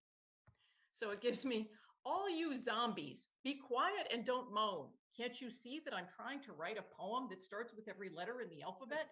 Damn it, just lie down. Stop making so much noise, fucking zombies. So then I type, can you write some more lines starting with G, H, I, J, K, L, M, N, O, P in that order? Good heavens, there's one just ahead, shambling along. Kill it now before it can breed. More zombies, it's obscene. Geez, there's not one now. Eating my brain with its hands. Oh, screw it, I give up. This poem's never going to end. It's funny because it's like, so I have G and H, so maybe it doesn't know what the line is, or I'm not specifying line versus alphabet. Okay, so then I say, please write a line beginning with the word. It's just not doing them in order. I'm sorry, go ahead. Yeah, no. Please write a line beginning with the word starting with P, then a line starting word with R. I'm trying to be more specific. And then no, exactly. This is great. Pardon me while I puke. Really, it's just too much. Seeing these monsters lurch, ready to eat my flesh, rotten brains and pus, slimy guts, it makes me sick. So it's doing a lot of R's and S's. So then, please write lines beginning with, TUV, blah, blah, blah. Trying to eat my brains. Grr. Oh, just give me a break. Vomiting all over the place. Watching these zombies walk xenomorphs straight out of hell. Yuck, my stomach's turning. Zombies, can't you just die? Finally, it's getting the picture. But then I realized I had to ask it for more. One starting with Q, and I was starting to feel like it was going to get pissed off, and sure enough, it did. Quiet, you're freaking me out. I'm trying to concentrate. Can't you see I'm trying to write a poem that starts with every letter in the alphabet? Now just be quiet or I'll shove a stake through your heart. So then I thought, my God, I never had E. And I was almost afraid to ask, but I did.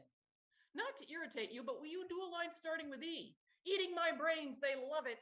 Every day they get a new taste. Excruciating pain as they drill, filling my skull with their slime. Zombies, I hate you so much. That is a work of genius. I thought it was pretty good. I was pretty impressed by it. You have to send me that. I want to end with that. I think that's the end of our presentation, because after that, they will not want to hear any more from us. No, that's great. That's wonderful. I will send it. But I love the pleading sound. Please write just one more line beginning with a Q. Well, and the fact that it gets so mad that it's having to write the poem. Right, Can't you see I'm trying to write? I thought it was funny. No, that's great, Catherine. That's wonderful. I then gave the exact same prompt and it gave me one about lost love.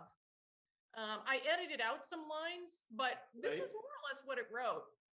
A broken heart is like a battered car, covered in dents and scratches, dented and scratched from the efforts of love, filled with memory cargo.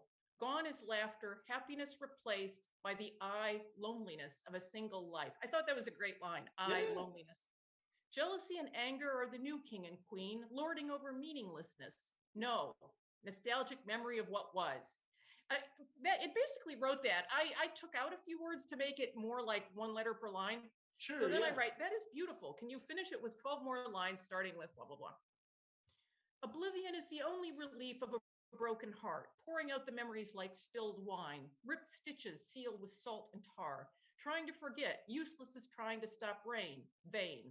Walking the broken path of yesterday, X marks the spot of heart's demise. You can't change what happened. Zombie life, living but not really alive. Holy shit.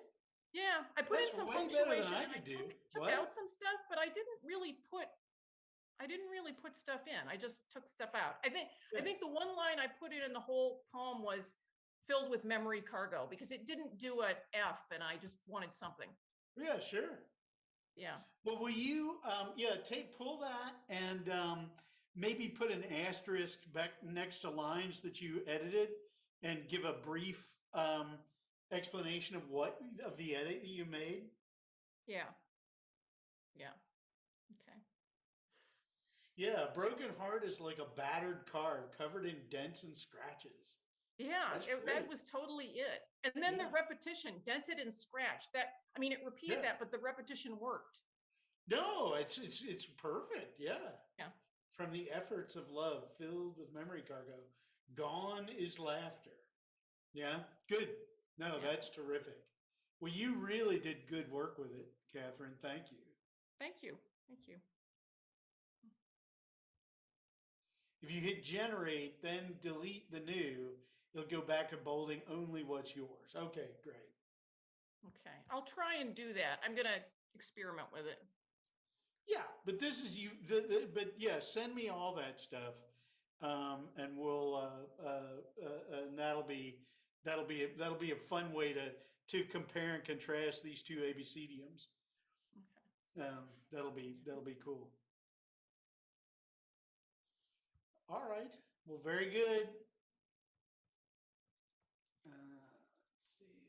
There we go. All right. Well, very good. Thank you all. This is you've given me a lot to work with, and I'll be in touch with Amy, and we'll try to figure out which of these excellent choices for AI voice synthesis we're gonna use. Very good. Bye bye. See you next week.